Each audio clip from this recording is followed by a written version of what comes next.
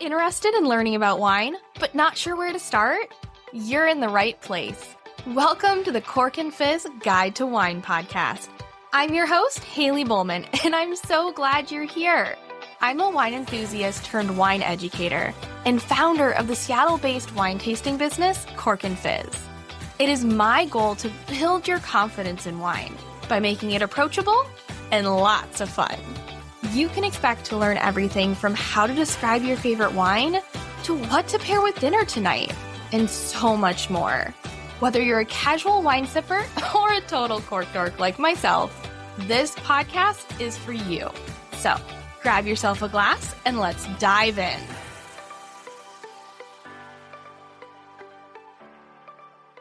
Hello and welcome back to the Cork and Fizz Guide to Wine podcast.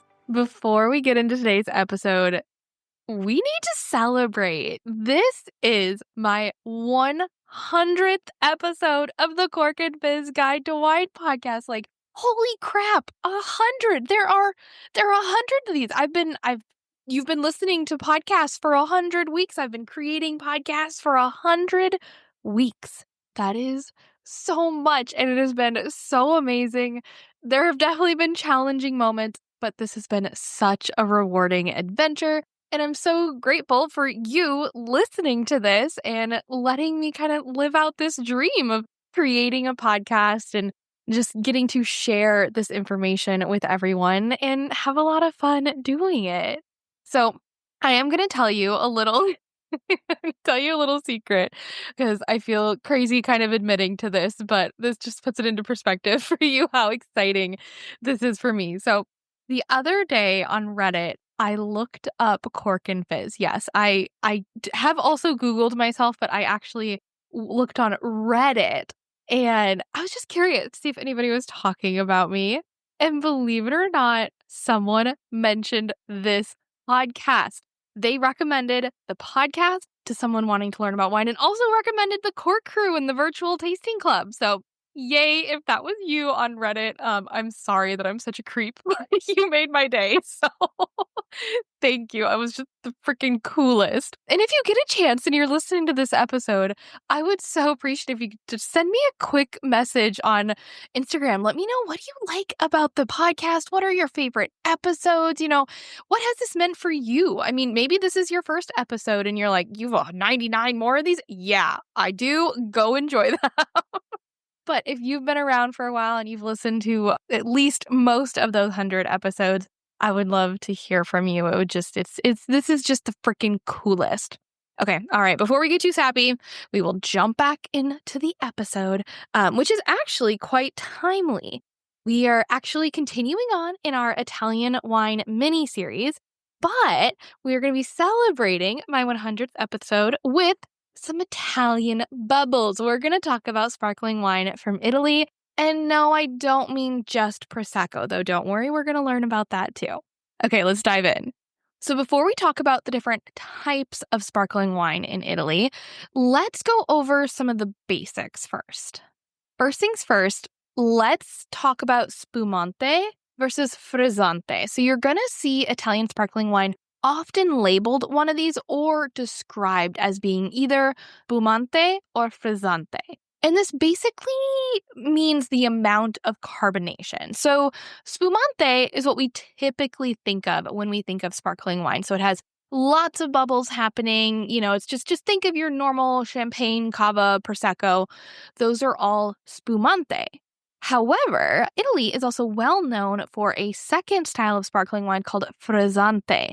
And this is a wine that is just slightly fizzy. So it's not going to have quite as many of the bubbles that a Spumante wine will have. There's just going to be kind of like a hint of bubble happening in there. And a great example of this, I think probably the most popular that most people have potentially heard of, would be Moscato de Asti. And we're going to talk more about that wine in a little bit, but that's a great example because if you notice, when you buy a bottle of Moscato de Asti, it does not have one of those like big, the corks and the cap and the wire cage over it, right? It just has a cork on it. And that's because there is not enough pressure in the bottle. There is not enough bubbles to cause that cork to come out. So that is an example of a Frizzante wine. Just a quick reminder, if you are not on my mailing list yet, What are you waiting for? I would love for you to join. When you do, you'll get a free shopping guide that has 15 of my favorite wines under $15. Head to corkandfizz.com, scroll down to the bottom, and there'll be a little section where you can join the mailing list. I send out a weekly newsletter filled with wine tips, recommendations, special offers, and so much more. Now, let's get back to the show. Now, we'll also talk a little bit about the different sparkling methods. Now, I go in depth in this in my episode all about sparkling wine. It's episode 44. So if you go back and listen to that, you can, go a little deeper into these. But I'm going to highlight 3 different types of making sparkling wine just to kind of give you an idea, because I'm going to say when we talk about each of the different styles, which are each of the different kinds of sparkling wine in Italy, I'm going to say which method was made to use it, right? So you're like, I'd like to know a little bit more about that. So the first I don't know if it's the most common. It's probably not the most common. It's the most popular, maybe I'll say, is Metodo Classico, which another name for that is the champagne method or the traditional method. This is where, so when you're making sparkling wine, typically you make a regular wine first, so no bubbles. So you do regular fermentation first. And then you do a second fermentation. And during this second fermentation is when you're going to trap the carbon dioxide that the yeast creates when it eats the sugar. So remember, fermentation is where we have yeast, which I like to think about it as this little Pac-Man guy. Yeast goes around and eats all the sugar. So it eats all the dots in the wine. And then as it eats the dots, it produces alcohol and carbon dioxide. And so when you're making a sparkling wine, you're going to have it do that first. And you're just going to let this carbon dioxide off into the air. We don't need it when we're making a regular non-bubbly wine. Then that wine goes through a second fermentation. So the winemaker will add more sugar, more yeast, and then they will do something where they trap that carbon dioxide in some way so that it blends with the wine, and then we get bubbles. So with our Metodo Classico, or the champagne method, that second fermentation happens inside the actual bottle of wine. So once the wine has gone through the first fermentation, it's transferred to a special thick glass bottle. Thick is really important. You'll notice that champagne bottles are quite a bit thicker than regular wine bottles, and that's because they need to be so they don't explode with all the pressure inside them. So it's transferred to a special thick glass bottle along with some yeast and sugar. Then a crown cap is applied to it. Basically, think like a beer bottle cap is applied, and it traps that carbon dioxide that is created during the fermentation process. Now, because there's less wine, it's only a bottle worth of wine for all of that fermentation process happening, and it's all trapped in the bottle itself, you typically get more bready, yeasty kind of flavors. I say yeasty, and I feel like that probably sounds like a bad thing. So maybe think more on the bread side of things. If you've ever noticed a sparkling wine that tastes like you're potentially biting into a croissant, that is that yeasty flavor happening. But that sounds bad. So just think bread. But it'll be more of that and less of the fruit coming forward. It'll still be there. The fruit will be there for sure. But the flavors that come from the yeast itself will be more pronounced. Now, a second method, which I think is probably actually the most commonly used, it's called the Charmat method, which is also called the tank method or the autoclave method. And this is where that second fermentation, so remember, we make a wine, then we need to go through a second fermentation for that wine. This happens in a pressurized tank. So now we have a larger amount of wine going on, and it is not trapped within the bottle, and we're going to have to transfer that wine into a bottle eventually. So this style of making sparkling wine tends to produce wines that are more floral, more fruity, and a little lighter. The last method, I said I was going to talk about 3. So this one's kind of one that fits into both potentially, but it's called partial fermentation. And while it's not exclusive to Italy, I find it used probably more in Italy than anywhere else. And this is where wine is stopped after it has partially fermented. So remember when I said sparkling wine goes through 2 fermentations? Okay. I kind of lied. There are some that do not go through 2 fermentations. So with this partial fermentation, we're going about we're making a regular wine, and then sometime partially through we go, stop, we're done. And then we take the wine and either place it in a bottle or in a pressurized tank to finish doing the fermentation process and trapping that carbon dioxide that is made after that point. So thinking about that, that will tell you that those wines with the partial fermentation have less bubbles, fewer bubbles. They lead to more of a frizzante style wine. Cool? Makes sense? Like I said, if you want to learn more about how sparkling wine is made, go check out episode 44 on this podcast. One last thing. Oh, and this is covered really well in the All About Sparkling Wine episode as well, but I wanted to highlight it here. Sugar levels in sparkling wine are really confusing. I'm just gonna put it out there. They are confusing. And the reason is because in every other wine that we talk about, ones without bubbles, if I told you a dry wine, if you've been listening to this podcast, you'll know that a dry wine means no sugar or little to no sugar. And here I am telling you to completely forget about that when it comes to sparkling wine, because for sparkling wine, a dry sparkling wine means it actually has a decent amount of sugar. Why they decided to make this confusing, I do not know.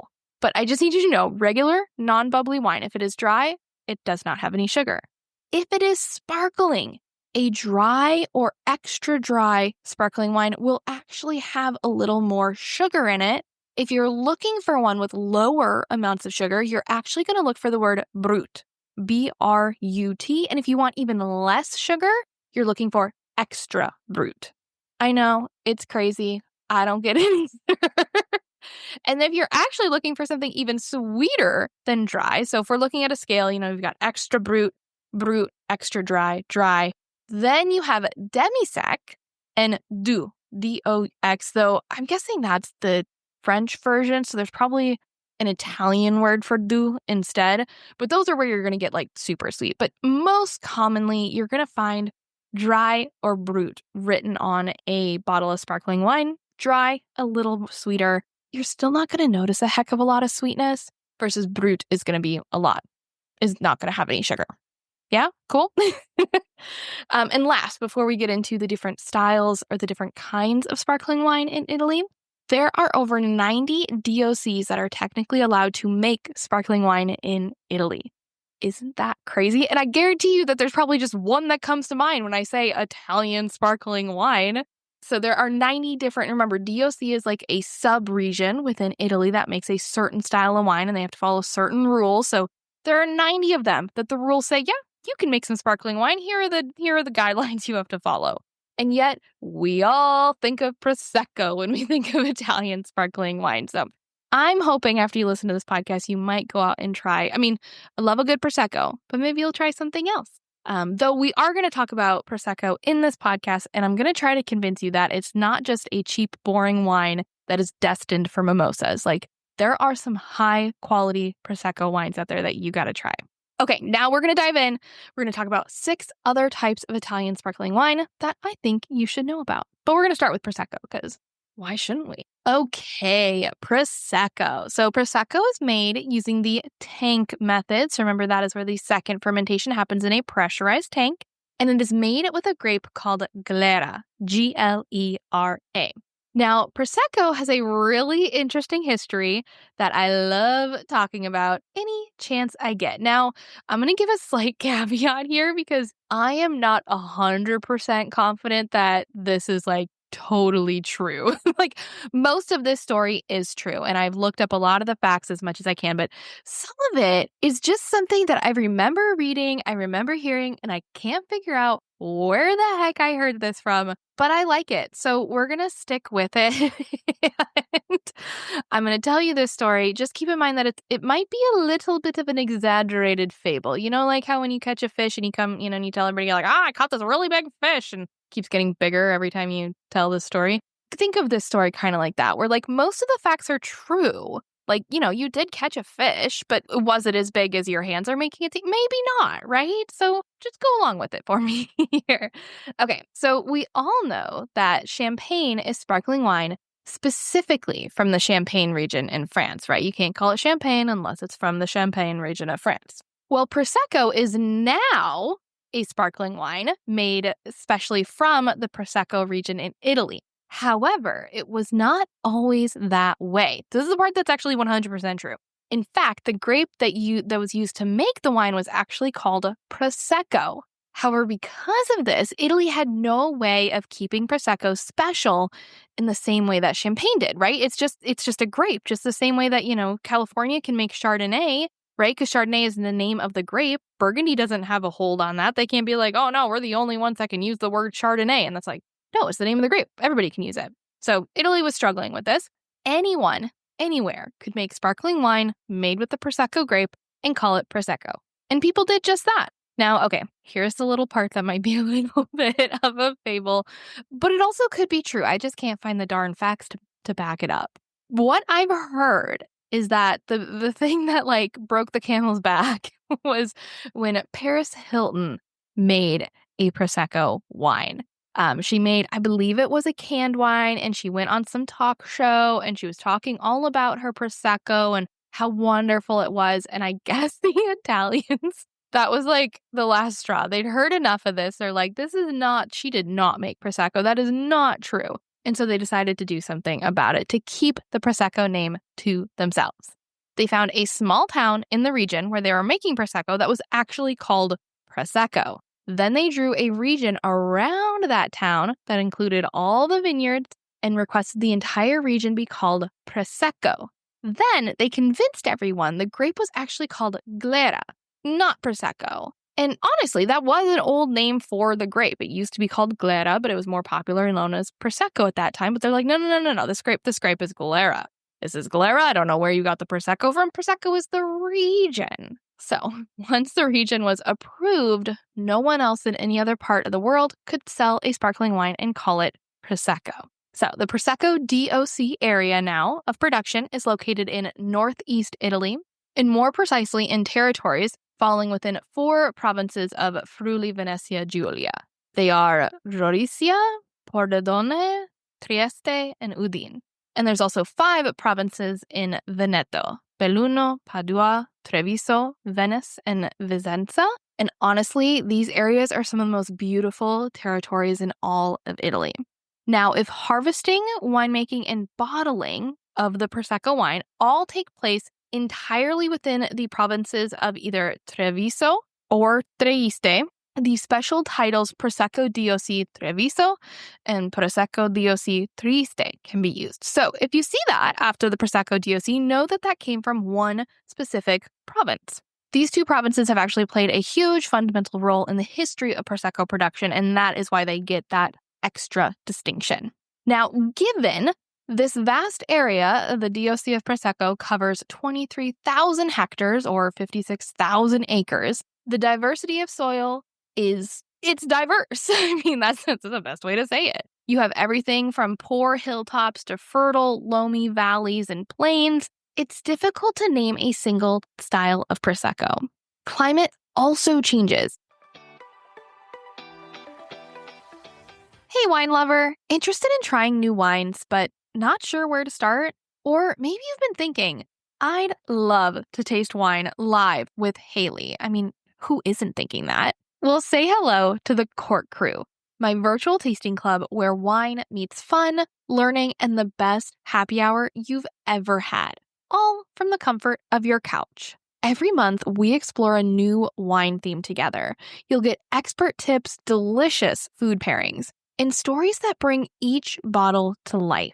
You can order the feature wines from my partner shop, grab something similar locally, or just sip whatever you've already got. No pressure and no wine purchase required in this club.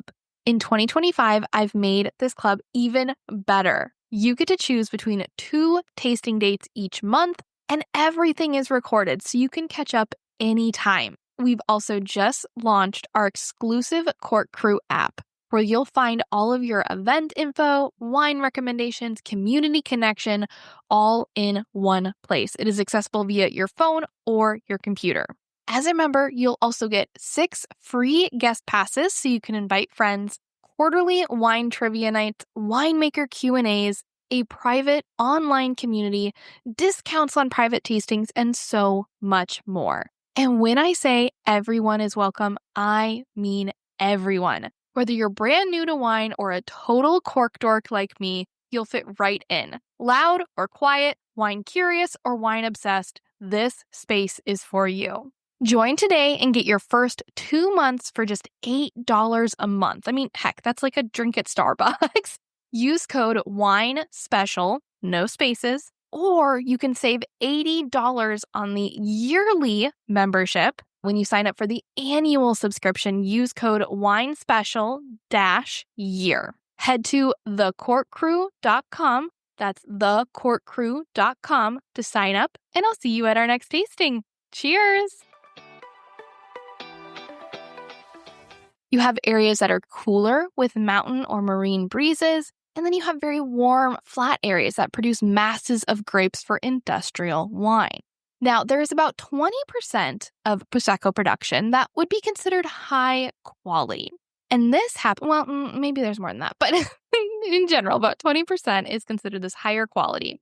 And it happens around the smaller, hilly, historic DOCG town. I remember when I put a G at the end, DOCG, that means top of the pyramid for the Italian regions. Like, this is the best of the best.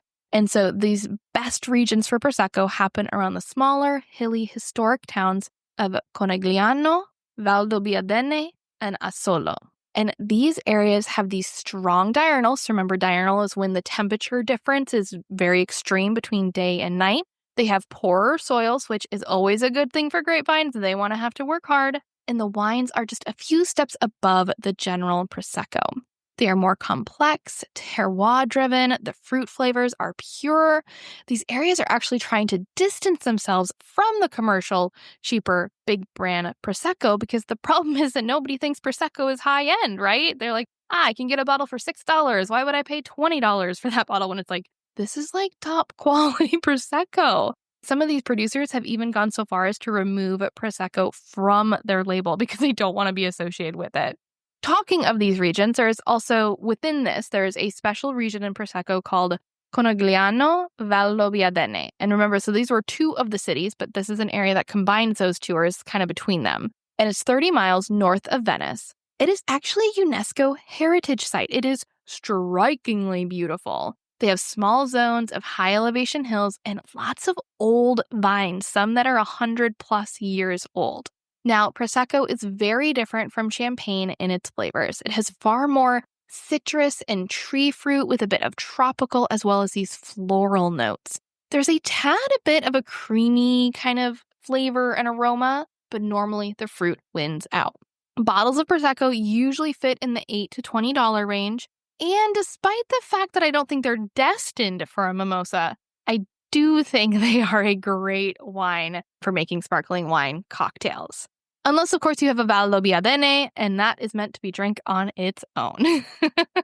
Okay, now let's talk about some other styles of sparkling wine. So these next two are versions of a Metodo Classico. So again, remember, Metodo Classico is just a general term used to describe sparkling wine that is made using the traditional method.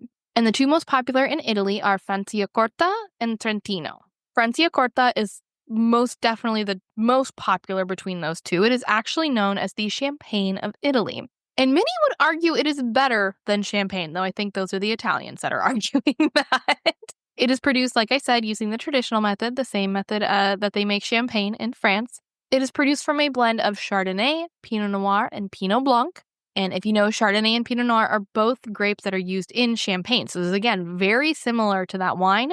It is made in the Lombardy region of northern Italy in the Franciacorta DOCG. This one has a G at the end, so it's at the top of the pyramid, remember. And it is just east of the city of Milan. It is much richer than Prosecco, again, due to that Metodo Classico style of making it, with a very creamy mouthfeel. It is typically made in a brut style, so low sugar, not a lot of sugar. And you're going to get flavors of citrus, nuts, green apples, almonds. It's just going to be a good blend between that kind of nutty, creamy flavor and the fresh fruit. Now, our other Metodo Classico wine is from the Trento DOC. It is Trentino. It's a sparkling wine produced by the classic method, like I said, around the town of Trento in the Trentino Alto Adige region of northern Italy. It is made with Chardonnay, Pinot Noir, and Pinot Meunier. Those three are all Champagne grapes, plus Pinot Bianco, just like the Franciacorta.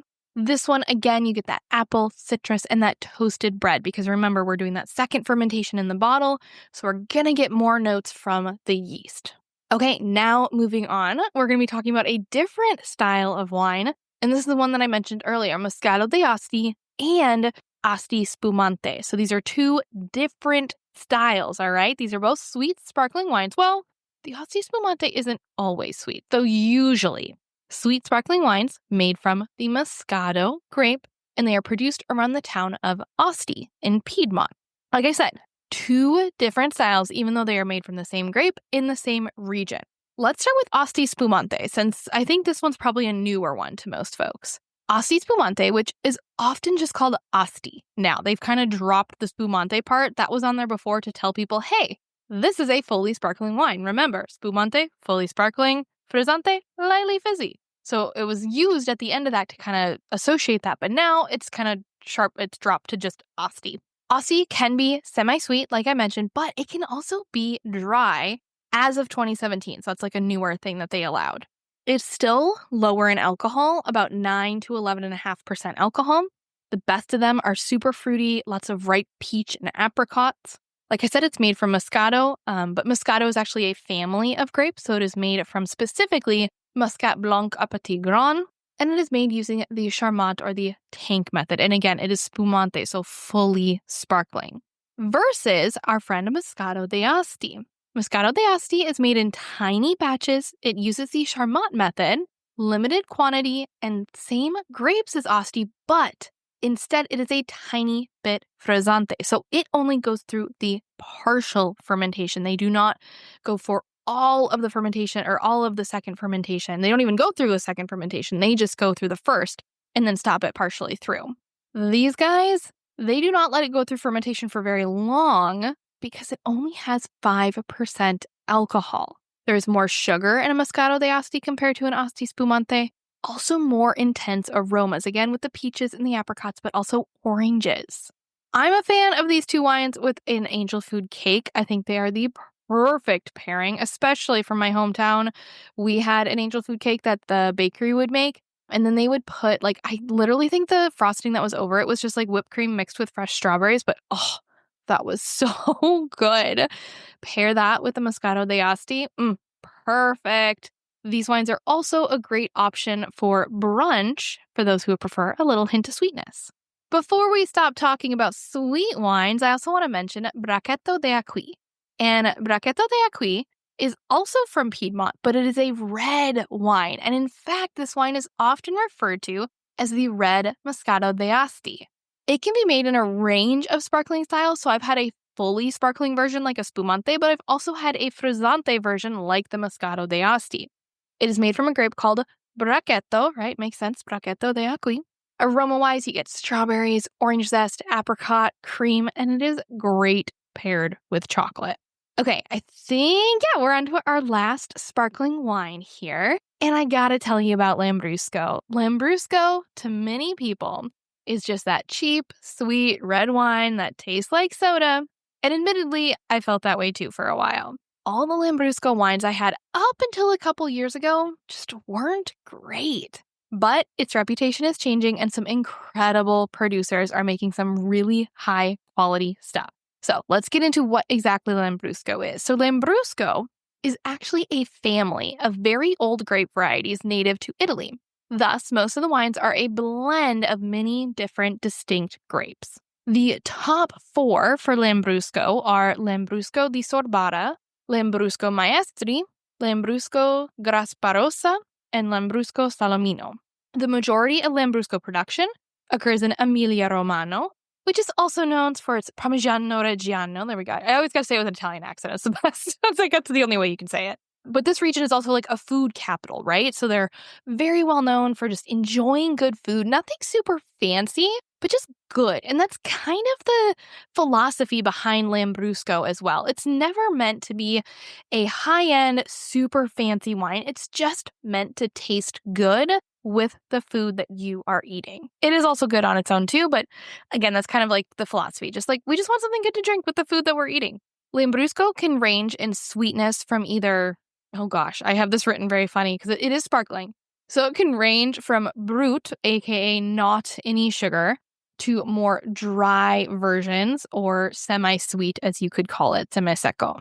It is typically made in a frizzante style, so not quite as bubbly or full-on sparkling as a spumante style. And they mostly use the Charmat method, so the tank method, and they do that partial fermentation. So they have it make a regular wine, stop it halfway through, stick it in a pressurized tank, and then have it finish fermentation. The high-end do use traditional methods, so it can be made in a bottle as well. They're not required one way or another. Flavor-wise, you're going to get cherry, blackberry, rhubarb, and cream.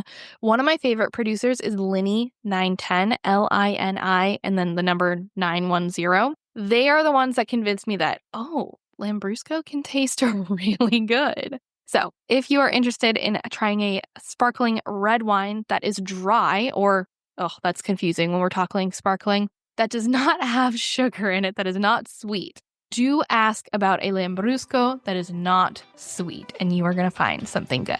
All right, well, I hope you enjoyed this episode of the Cork and Fizz Guide to Wine podcast, the 100th episode of the Cork and Fizz Guide to Wine podcast. Here is to 100 more episodes and so much fun. If you have ideas for future episodes, please send me a message. You can find me on Instagram at Cork and Fizz or send me an email, haley@corkandfizz.com. I would love to hear from you, even if you just have a request for a certain, just like a certain region that you'd like to learn about or that you'd like me to bring a winemaker in to talk about. And of course, if you have a second and you haven't, this would be the perfect time to rate this episode or to rate this podcast. Leave me a review if you're listening on Apple Podcast. I would really appreciate it. Now, in next week's episode, we will be having the last episode in my Italian wine mini-series. We're going to be talking about dessert wine. Thanks again for listening, and if you want to learn more about wine, come follow me at Cork and Fizz on Instagram. And if you're interested in exploring new wines and joining an incredible community of wine lovers, be sure to sign up for my virtual tasting club, The Cork Crew. Head to thecorkcrew.com to learn more and use code WINE101 when signing up to get your first month free. Cheers!